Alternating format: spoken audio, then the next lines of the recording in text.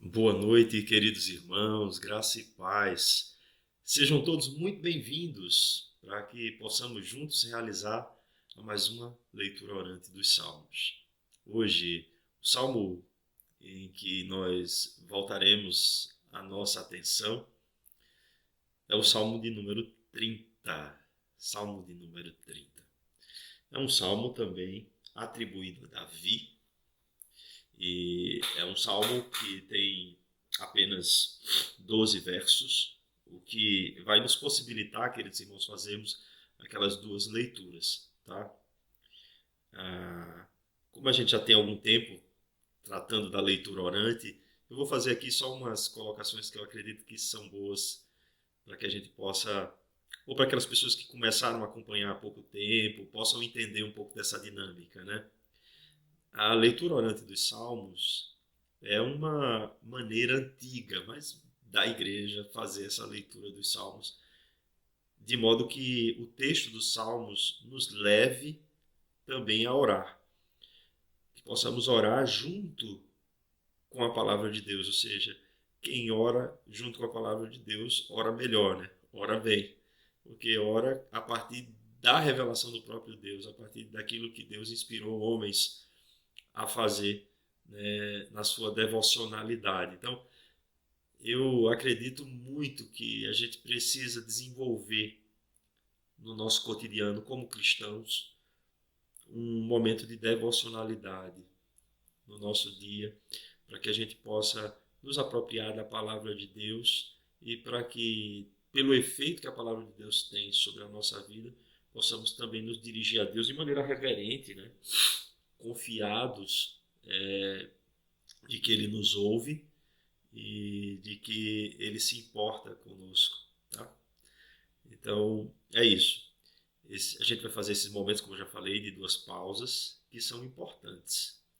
Existem até umas expressões que são latinas para descrever esses momentos. Uma delas, essa expressão da pausa que a gente faz após a leitura, começa com aquilo que a gente chama de lécio, que é a leitura. Depois a gente faz uma pausa, que é o ruminácio. Essa palavra ruminácio é disso mesmo que você pode estar pensando aí. É de ruminar, é de refletir naquilo que a palavra de Deus está fazendo em nós. E depois desse ruminácio a gente faz o horácio, né? A gente ora junto com a palavra de Deus. Mas aqui a gente faz uma dinâmica que é a seguinte: a gente lê a palavra, faz um momento de reflexão, uma pausa silenciosa, lemos mais uma vez, fazemos uma outra pausa, meditamos naquilo que nós refletimos e, por fim, a gente faz uma oração, exatamente como o Salmo tem nos dirigido aqui, para que a gente possa também fazê-lo diante de Deus, com a mesma fé, com a mesma convicção do salmista, tá? Não vamos mais nos demorar nessa introdução. Vamos para o Salmo de número 30. Nas versões Almeida Revista atualizadas, que são as que nós usamos habitualmente, a gente vai ter esse título: Ações de graças pela libertação da morte. Esse título, como eu já falei várias vezes, não está nos escritos ali nas fontes primárias. Não, não tem. O que temos é que ele é um salmo de Davi, como está aí, e é um cântico de dedicação da casa. Isso está ali no texto, então a gente pode levar isso em consideração, tá? Vamos juntos? Está escrito o seguinte: Eu te exaltarei, ó Senhor, porque tu me livraste e não permitiste que os meus inimigos se regozijassem contra mim. Senhor, meu Deus, clamei a ti por socorro e tu me saraste. Senhor, da cova fizeste subir a minha alma. Preservaste-me a vida para que não descesse à sepultura. Salmodiai ao Senhor, vós que sois seus santos, e dai graças ao seu santo nome, porque não passa de um momento a sua ira. O seu favor dura a vida inteira. Ao anoitecer pode vir o choro, mas a alegria vem pela manhã. Quanto a mim, dizia eu na minha prosperidade, jamais serei abalado. Tu, Senhor, por teu favor, fizeste permanecer forte a minha montanha. Apenas voltaste o rosto. Fiquei logo abalado ou conturbado. Por ti, Senhor, clamei. Ao Senhor implorei. Que proveito obterás no meu sangue quando baixo a cova? Louvar-te-á porventura o pó? Declarará a ele a tua verdade? Ouve, Senhor, e tem compaixão de mim. Sê tu, Senhor, o meu auxílio. Converteste o meu pranto em folguedos. Tiraste o meu pano de saco e me cingiste de alegria, para que o meu espírito te cante louvores e não se cale. Senhor, Deus meu, graças te darei para sempre.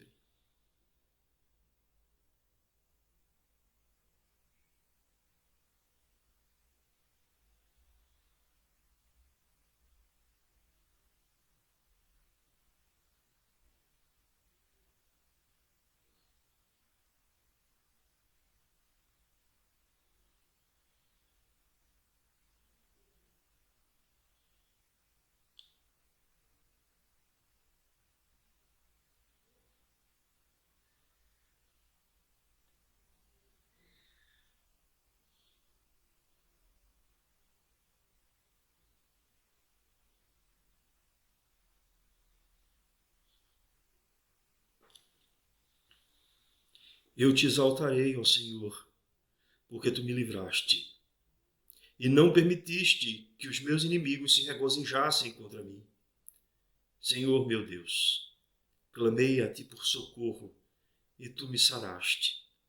Senhor, da cova fizeste subir a minha alma, preservaste a vida para que não descesse à sepultura. Salmodiai ao Senhor, vós que sois os seus santos, e dai graças ao seu santo nome, porque não passa de um momento a sua ira. O seu favor dura a vida inteira. Ao anoitecer pode vir o choro, mas a alegria vem pela manhã. Quanto a mim, dizia eu na minha prosperidade, jamais seria abalado. Do Senhor, por teu favor, fizeste permanecer forte a minha montanha. Apenas voltaste o rosto, fiquei logo conturbado. Por ti, Senhor, clamei, ao Senhor implorei. Que proveito obterás no meu sangue quando baixo a cova? Louvar-te-á porventura o pó? Declarará ele a tua verdade? Ouve, Senhor, e tem compaixão de mim. Sê tu, Senhor, o meu auxílio. Converteste o meu pranto em folguedos. Tiraste o meu pano de saco e me cingiste de alegria, para que o meu espírito te cante louvores e não se cale. Senhor, Deus meu, graças te darei para sempre.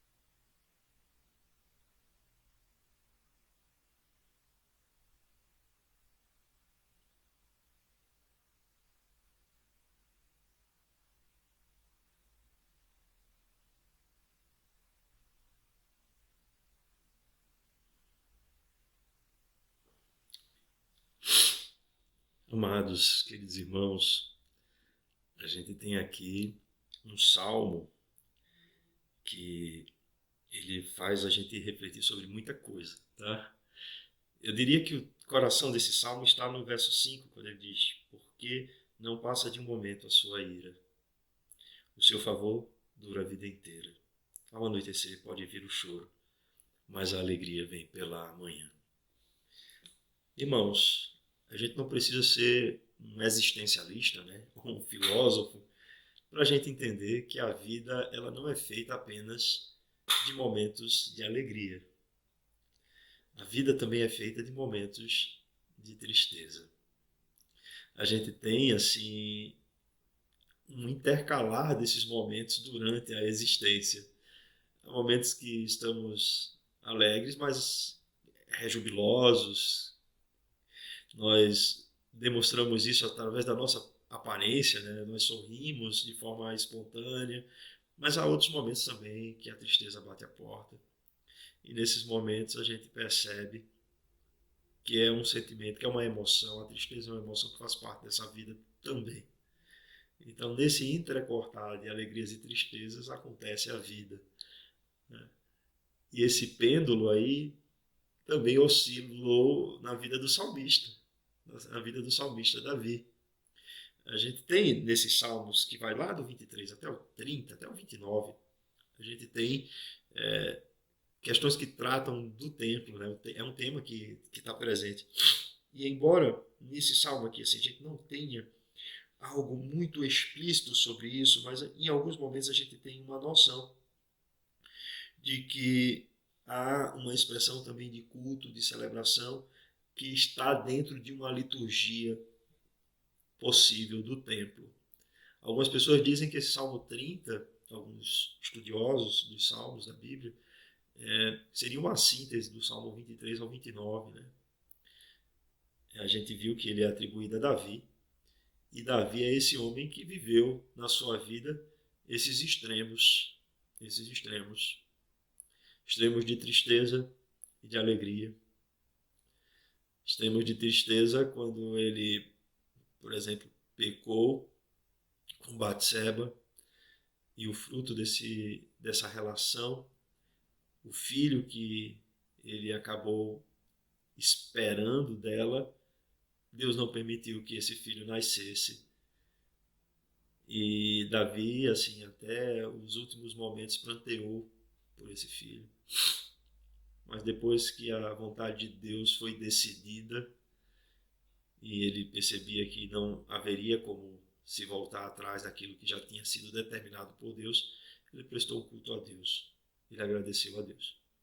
Esse salmo tem algumas características também, queridos irmãos.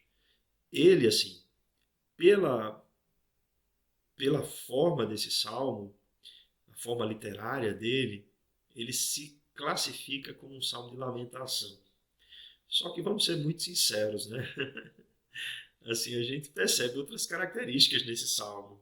Eu percebo, assim, como está aqui no títulozinho que foi colocado posteriormente, eu percebo uma ação de graças da parte de Davi, eu percebo que ele também é um salmo de louvor, né? E um salmo de confiança também, porque esse verso que eu falei, o verso 5, ele está dizendo com toda a certeza que essa é a questão. O choro pode durar uma noite, a alegria vem pela manhã.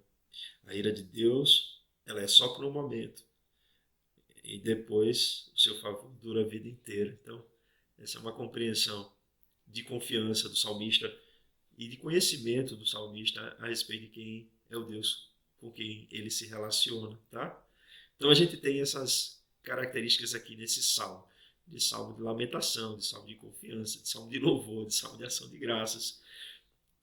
Por quê? Porque isso daqui está falando, está trazendo à tona um coração humano.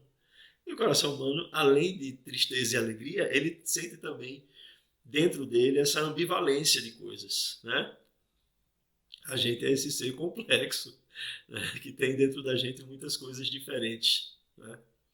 Vamos lá, né, meus irmãos? A gente vê aqui que, de alguma maneira, Davi está expressando tudo aquilo que ele viveu. É como se Davi, na dedicação da casa, do seu palácio, vamos colocar assim, quando ele deixou aquilo tudo posto ali, na sua tenra idade, né? Ele olhou para a história dele e viu que Deus assim foi com ele, né? Que Deus que o estabeleceu ali como rei. E deve ter refletido sobre toda a história da vida dele, sobre todos os acontecimentos. E a partir dessa reflexão, ele tomou consciência de que a boa mão de Deus estava estendida sobre a vida dele a todo instante, inclusive nesses momentos de tristeza, de agonia que ele viveu. Tá? A gente tem aqui uma estrutura no Salmo, que a gente vai ver aqui, por exemplo, do verso 1, né, ao verso 3, a gente tem aqui uma introdução, que é meio que o salmista Davi trazendo aqui um motivo dele louvar a Deus. Depois, a partir do verso 4 e 5, ele vai fazer meio que uma convocação, né, para que os santos, depois eu vou explicar melhor essa palavra aqui, eles possam dar graças ao nome de Deus, né, entoar cânticos de louvor e gratidão a Deus. Tá? E depois a gente vai ter algumas circunstâncias do salmista, que vai aí do verso 6 ao verso 10. Por que devemos louvar a Deus? Né? Eu diria até a partir do verso 5, da parte B, ele já vai trazendo essas características. Só que depois ele vai trazendo esse mote de que ao anoitecer pode vir o choro, mas a alegria vem pela manhã, traduzindo isso para a sua própria vida. Aí, a partir do verso 6, ele vai discorrer um pouco sobre isso, até o verso 10. Por que ele está dizendo isso? Então, ele vai trazer as suas impressões do agir de Deus na sua própria vida. A partir aí do verso 8 e 9, né, a gente vai ver que o salmista Davi, ele faz uma oração sincera diante de Deus, rogando ao Senhor a sua compaixão. E ao versos 10 e 12, 11 e 12, perdão, a gente vai ter aí a resposta de Deus, né? Vai ter a resposta de Deus, mostrando que a ação de Deus na vida do salmista mudou essa condição emocional e mental dele. Então é um salmo muito rico, meus irmãos, é um salmo que tem muita coisa para a gente meditar. Como é que ele começa esse salmo? Ele começa dizendo que ele exaltava ao Senhor porque Deus o havia livrado, porque Deus não havia permitido que os seus inimigos se regozijassem contra ele. Exaltar o Senhor é uma expressão de adoração, a gente sabe disso, porque Deus ele não pode ser mais elevado por nós, no sentido de onde ele já está, a gente não modifica isso. Mas quando a gente fala em exaltar ao Senhor, a gente fala em adorar a Deus. A gente fala em uma expressão de adoração. Então, mesmo que a nossa expressão de adoração não mude quem é Deus, né? Mas ela faz com que a nossa consciência reconheça quem é Deus. E nesse reconhecimento de quem é Deus, o salmista diz que Deus é aquele que o livrou. O livrou, não permitindo que os seus inimigos se regozijassem contra ele. E a palavra regozijar aqui, olha que coisa interessante. É uma palavra que remete também à alegria, a júbilo. Que os inimigos não se alegrassem contra ele. Há algumas versões que dizem assim, rissem dele, se rissem dele. Mas bem verdade que o original aqui do texto hebraico vai mais para essa questão de regozijar-se. E a gente vê aí que tem uma risada de alegria de inimigos que poderia ter acontecido, né? Ou até mesmo que tenham acontecido, mas que viram só a circunstância de Davi, mas não viram inicialmente aquilo que Deus poderia fazer para mudar a história de Davi. Então tem aquela frase que diz assim, quem ri por último ri melhor, não é verdade? Então, às vezes, eu tenho convicção que os inimigos se riam de Davi. Os inimigos olhavam para a situação de Davi, né? Especialmente em algumas situações em que ele precisou fugir, ele precisou se esconder, e os inimigos se riam dele, porque percebiam Davi como alguém que estava sendo caçado por eles, né? Isso aconteceu com Saul, isso aconteceu com Absalão, e a gente tem esses dois momentos, Absalão, filho de Davi, esses dois momentos mais, vamos colocar assim, que o foco dessa questão que eu estou abordando aqui foi maior, né? De que inimigos se cercaram contra Davi para destruí-lo, mas que Deus o livrou de todas essas coisas. E aí ele vai dizer que ele, em muitos momentos, clamou a Deus por socorro. Olha aí o verso 2. Senhor meu Deus, clamei a ti por socorro e tu me saraste. Aí há algumas questões aqui. Será que Davi está falando de uma enfermidade mesmo dele?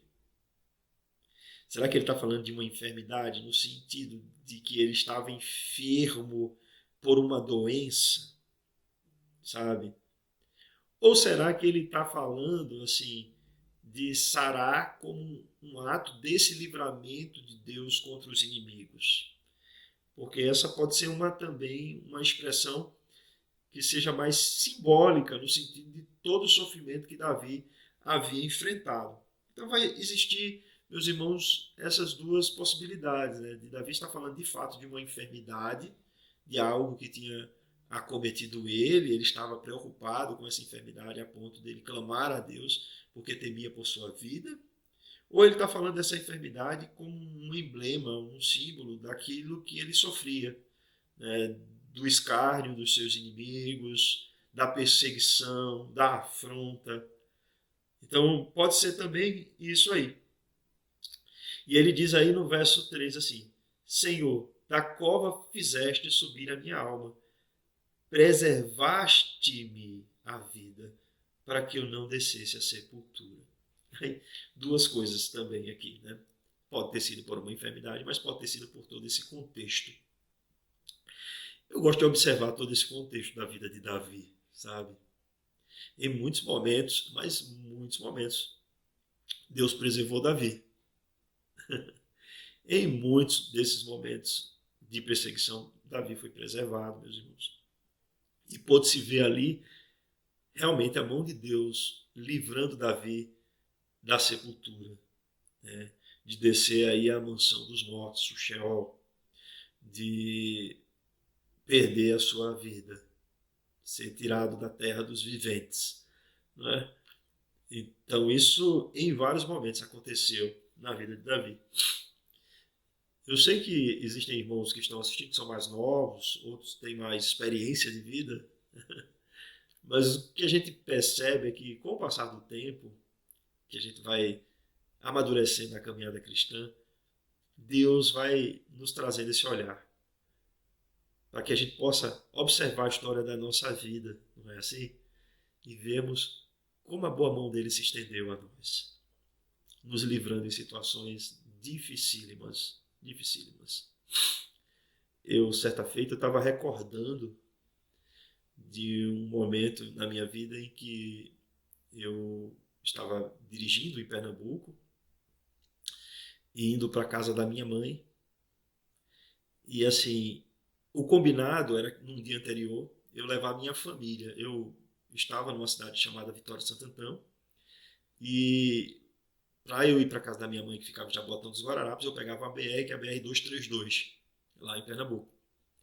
E o que aconteceu, meus irmãos? Assim, num dia anterior, tudo combinado. Íamos eu, Patrícia, Malu e Gabi. Só que Patrícia passou a noite inteira se queixando de dor de cabeça. E Malu e Gabi estavam cansadas, não queriam ir comigo. Eu confesso que eu fiquei um pouco chateado, né? Mas parti só. Fui lá visitar a minha mãe. E no meio do trajeto, meus irmãos, o que aconteceu? Lá em Pernambuco existem muitos canaviais, zona canavieira.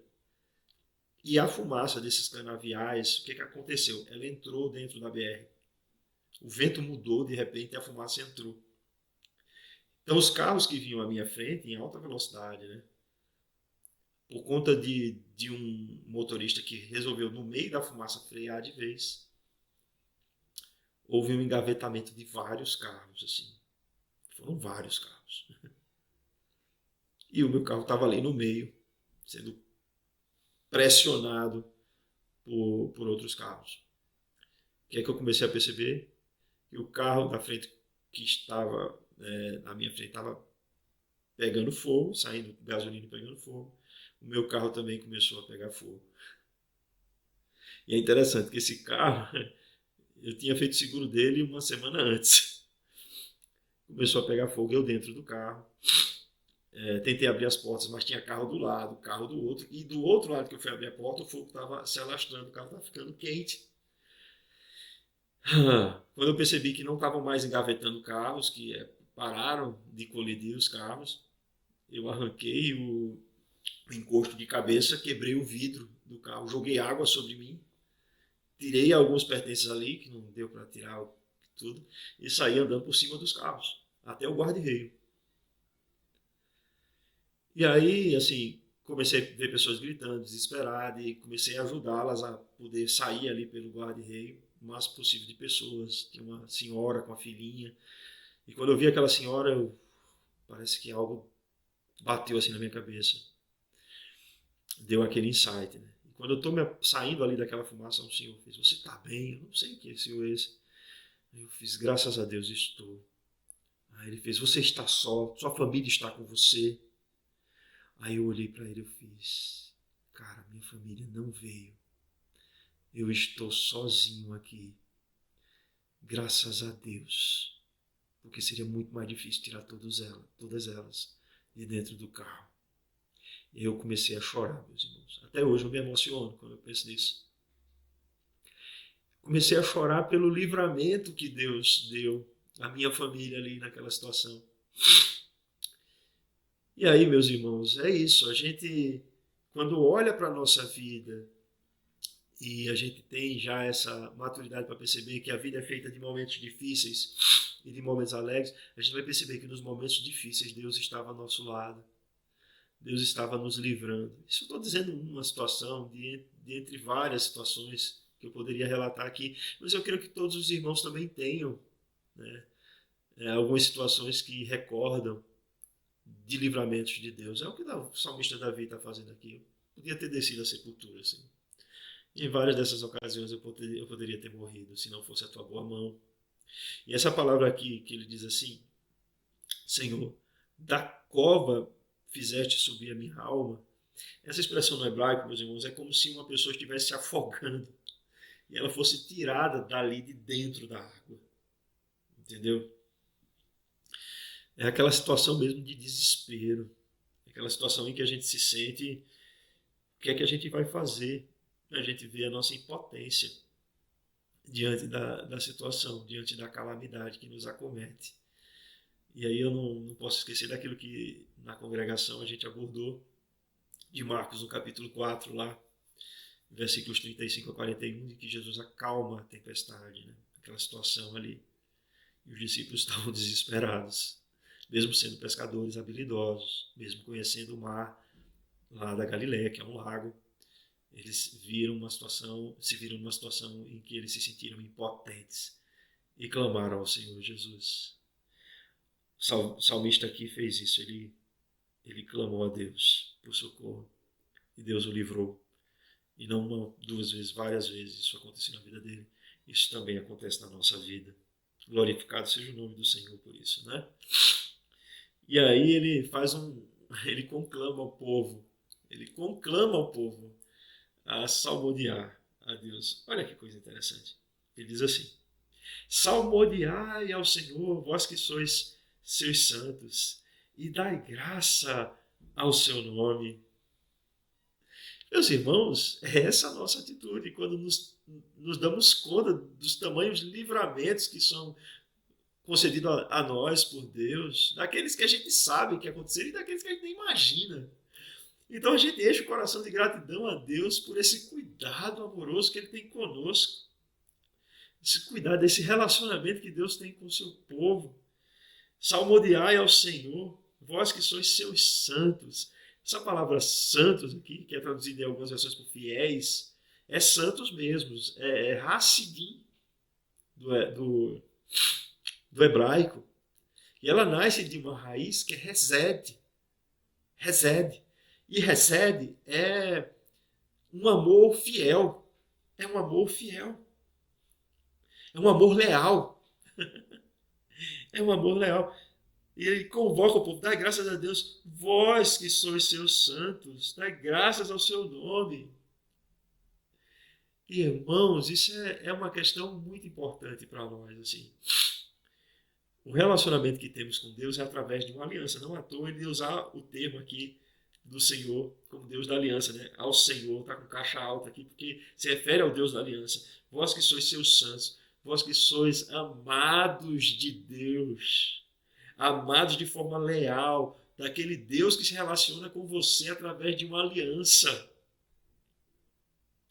Dai graças ao seu santo nome. Irmãos, a gente tem motivos de agradecer a Deus por todos os livramentos que Ele nos concedeu, mas a gente tem motivo de agradecer a Deus porque Deus se relaciona conosco, meus irmãos. Deus se relaciona conosco, se relaciona de uma maneira amorosa, de uma maneira leal. Ele é o garantidor da aliança. Imagine se isso dependesse de nós. Esse relacionamento estaria completamente destruído. Ainda bem que não depende de nós. Esse é um relacionamento que o próprio Deus é o garantidor desse relacionamento. É o garantidor dessa aliança. Porque foi o próprio Deus que veio a esse mundo, na pessoa do seu Filho Jesus Cristo, para derramar o seu sangue em favor de todos aqueles que Ele de antemão elegeu e que Ele chamou, né, de forma eficaz para que eles pudessem se tornar, por adoção, filhos de Deus para esse novo relacionamento. Então, o relacionamento da aliança é um relacionamento com o qual nós nos relacionamos com Deus como a um pai. Como a um pai. É um relacionamento paternal da parte de Deus para nós. E Deus, assim, Ele, ao se relacionar conosco dessa forma, Ele enche os nossos corações desse amor leal que Ele tem e faz com que também desejemos, amá-los de maneira leal. Que Deus ele nos ajude, né, meus irmãos, a amá-lo de maneira leal, fiel. É por isso que às vezes, assim, alguns textos da Bíblia, assim, algumas versões, ao invés de santos vai trazer fiéis, né, nesse texto, porque assim faz referência a esse amor do Senhor, a esse amor leal de Deus, que deve ser também correspondido de maneira grata por aqueles que foram alcançados por esse amor. E esse amor é um amor que nos constrange, ou seja, nos impele a amar a Deus e a amarmos uns aos outros. E aí ele justifica, porque no verso 5, não passa de um momento a sua ira, e o seu favor dura a vida inteira. Ao anoitecer pode vir o choro, mas a alegria vem pela manhã. Deus se ira, meus irmãos, sim. Deus se ira contra o pecado, né? A ira de Deus, ela se acende justamente porque Deus não compactua com o pecado. Deus ele não tem assim nenhum tipo de relação que seja de conexão com o pecado. Deus é inteiramente santo, inteiramente bom, inteiramente justo. E o pecado é tudo que é contrário a isso, né?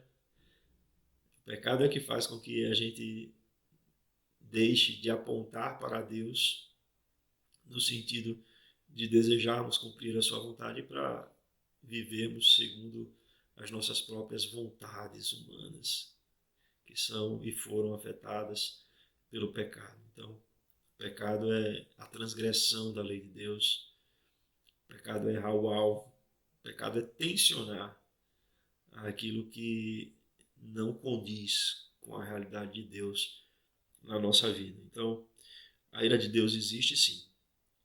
E se nós, embora não estejamos debaixo da ira condenatória de Deus, porque somos salvos na pessoa de Jesus Cristo e Cristo já pagou a nossa dívida, mas se pecarmos, essa ira paterna de Deus vai trazer consequências à nossa vida para nos disciplinar. Então a ira de Deus, ela vem sobre a nossa vida para nos disciplinar também, tá? E o choro, ele pode vir em algumas situações, né? Em algumas situações por consequência do nosso pecado, tá, meus irmãos? Por consequência do nosso pecado. E outras não, porque isso faz parte da realidade desse mundo mesmo. Nesse mundo tereis aflições, disse Jesus aos seus discípulos. Mas devemos ter bom ânimo, porque ele venceu o mundo. Então a gente tem aqui uma realidade de que o choro não é para sempre. Aquilo que a gente está vivendo não é para sempre, não vai ser para sempre. Se a gente está vivendo um momento de tristeza, isso vai passar. E eu gostaria de confortar o seu coração, meu irmão, minha irmã, a partir dessa palavra. Você está vivendo aí uma situação de tristeza, mas entenda que essa é uma situação temporária. Ela vai passar. E o choro, ele vai dar lugar à alegria, porque isso faz parte da vida. A vida tem esse multicolorido.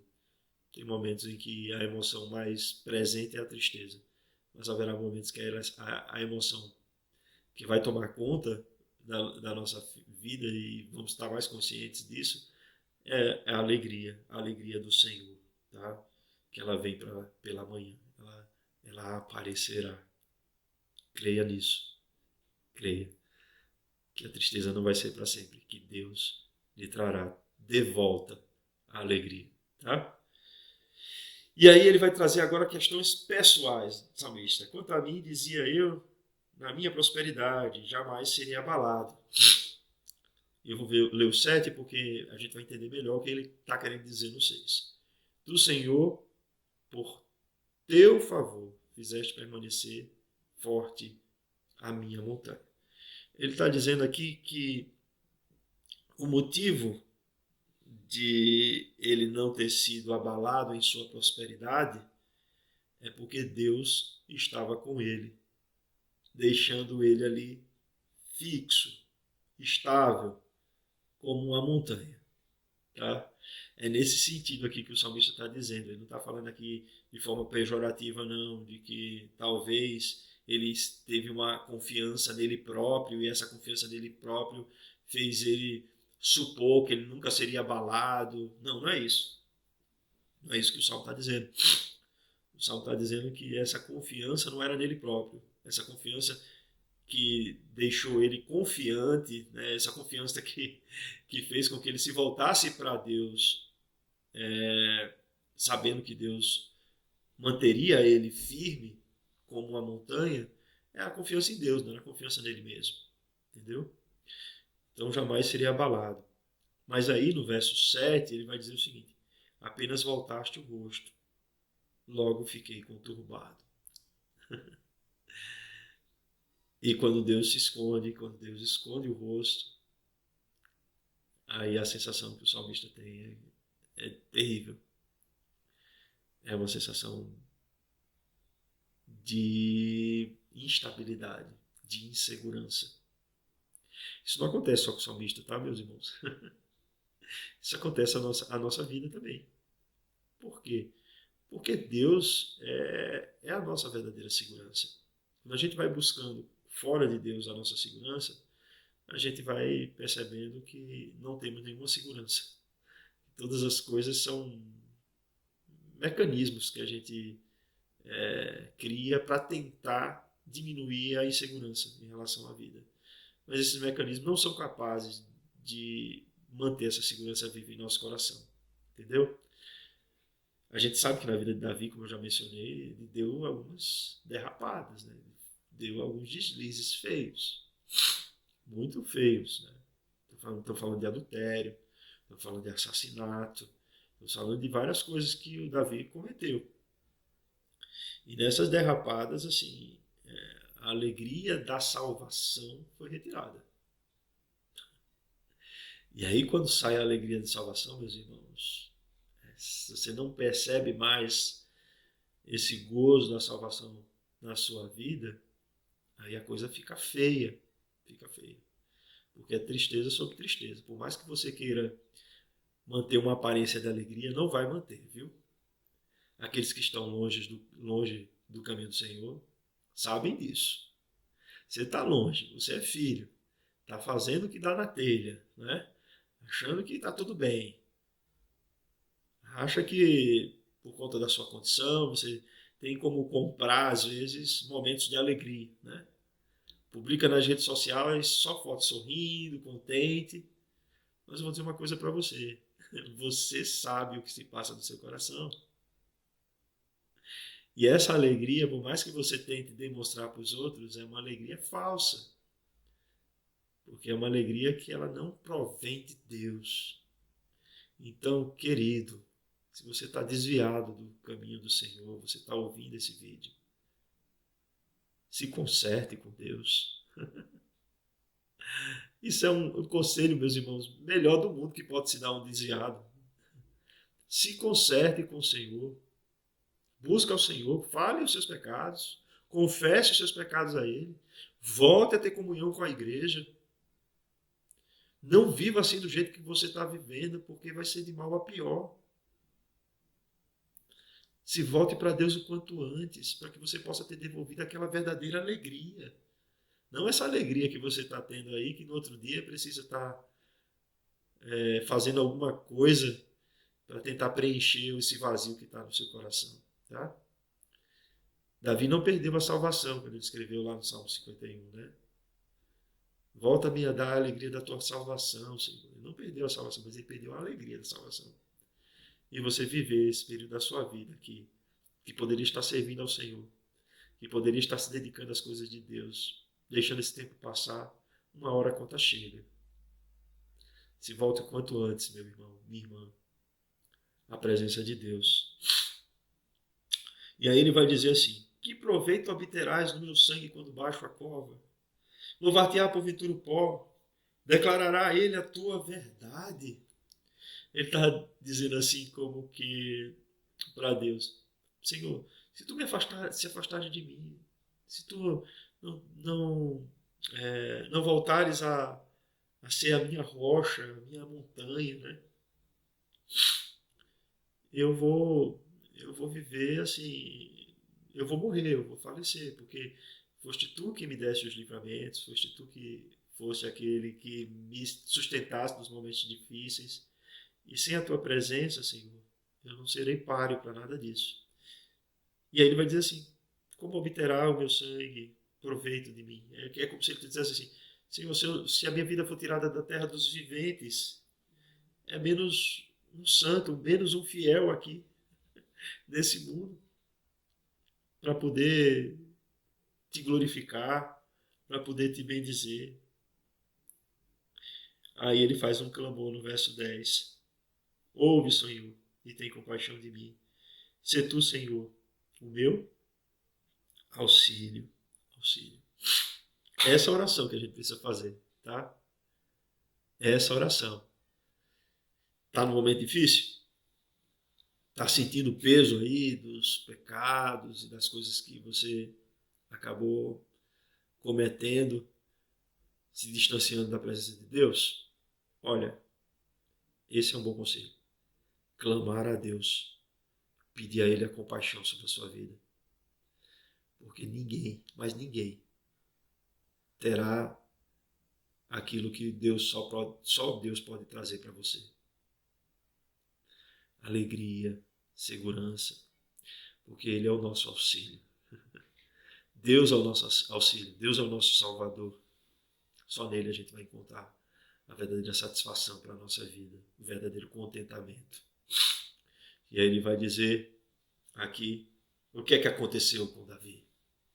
O que é que aconteceu com Davi quando ele buscou a Deus, quando ele clamou a Deus em meio a essas dificuldades, essas adversidades?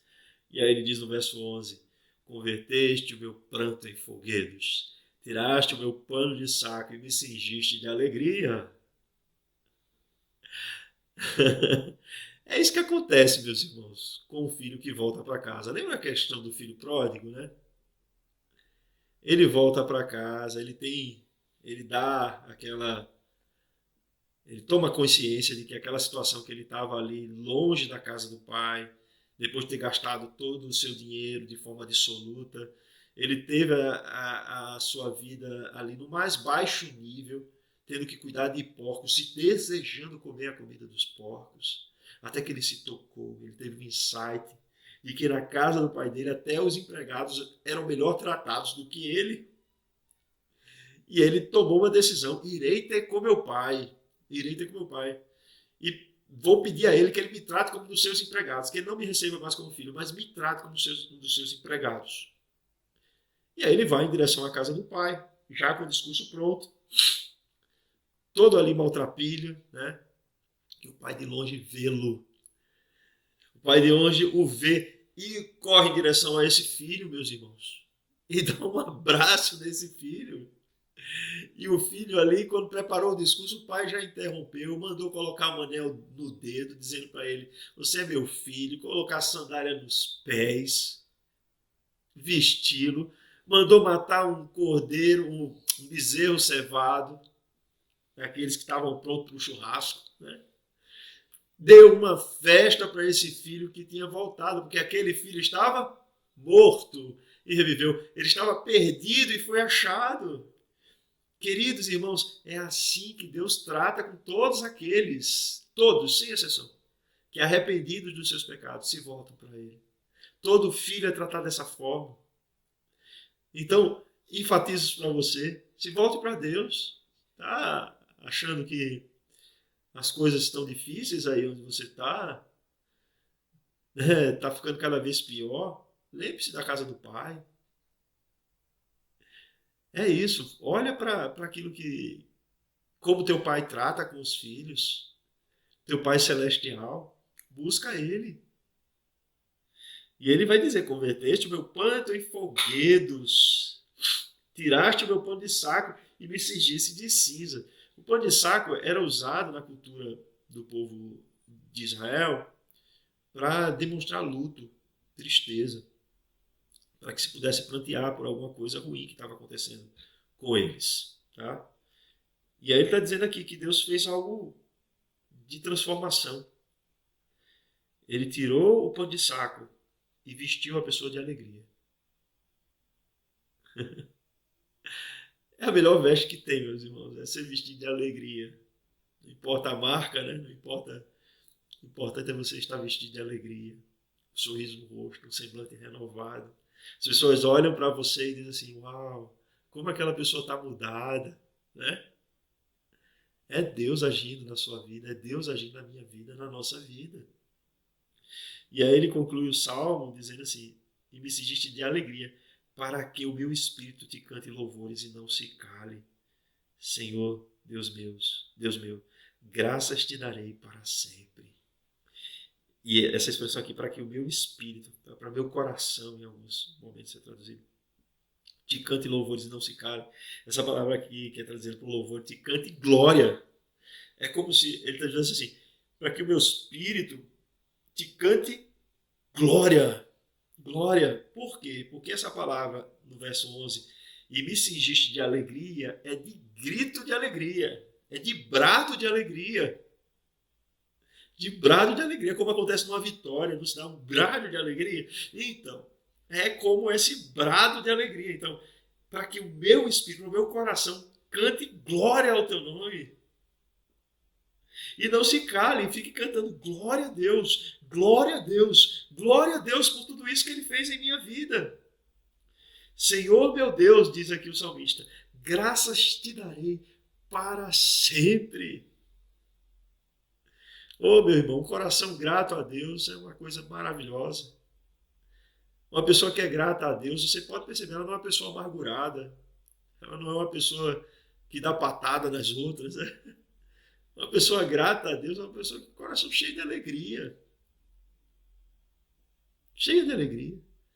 Que esse seja o nosso coração na presença de Deus. Um coração que se regozija com tudo aquilo que Deus é, tudo aquilo que Deus tem feito por nós, com o relacionamento que Ele desfruta com Deus, pelos tamanhos livramentos, por Deus ter transformado o nosso pranto em alegria. Nosso pranto em alegria. Eu não sei se há alguém, de repente, ouvindo aí, que ainda não conhece a Jesus Cristo, que ainda não experimentou a alegria da salvação, mas ouvindo essa mensagem, tem sentido no coração o desejo de buscar a Deus. E eu vou dizer, se você está sentindo esse desejo de buscar a Deus, pode ter certeza que já é Deus trabalhando no seu coração, para que Ele possa tirar desse coração essa tristeza que te amargura, para que Ele possa te dar vestes de alegria e para que as pessoas possam observar na sua vida que algo de transformador aconteceu. Jesus é o único caminho. Jesus é aquele que, por sua vida, por sua morte, por sua ressurreição, nos concede alegria. Alegria da certeza da salvação. Alegria da certeza de que Ele está conosco todos os dias até a consumação dos séculos. Alegria de que podemos ser, através dele, instrumentos do reino de Deus nesse mundo. Deus abençoe você, meu irmão, minha irmã. Deus abençoe a todos nós, para que possamos nos desenvolver nessa alegria que Deus tem nos concedido por meio de Cristo Jesus. Vamos orar? Pai Santo e Eterno, nós te louvamos e engrandecemos o teu nome por toda a tua bondade para conosco. Sabemos, ó Deus, que a vida que nós vivemos aqui nessa existência é uma vida entrecortada de momentos de tristeza e de momentos de alegria. E que faz parte, Senhor, da nossa maturidade observarmos e reconhecermos que a tristeza ela não dura para sempre. Pelo menos na vida daqueles que se relacionam contigo através da aliança em Cristo Jesus. Então eu quero te pedir, Senhor, para aqueles meus irmãos que estão vivendo algum momento de tristeza, tristeza por conta das circunstâncias da vida mesmo, por conta de ter perdido um ente querido, tristeza porque está vivendo um momento difícil no trabalho, que tu possas, Senhor, sondar os corações deles através do teu Espírito Santo, trazendo de volta a alegria, Senhor, da tua parte, para que eles possam se recompor. Eu quero te rogar também, Senhor, por aqueles que estão desviados do caminho, aqueles que estão longe da tua casa, Senhor, que tu possas alcançá-los, que tu possas trazê-los de volta, para que eles possam ter de volta a alegria da tua salvação, para que eles não sejam mais enredados pelas artimanhas do inimigo das almas, mas para que eles possam se desvencilhar disso, Senhor, através do poder do teu Espírito Santo, e possam voltar a te servir, Senhor, como já serviram na tua casa outrora. Essa é a minha oração, Senhor, em nome de Cristo Jesus, o único que é digno de ser louvado, aquele que vive e reina agora e para todo sempre. Amém e amém. Queridos, até a próxima. Que Deus abençoe vocês. Tenham uma ótima noite de sono. Tchauzinho.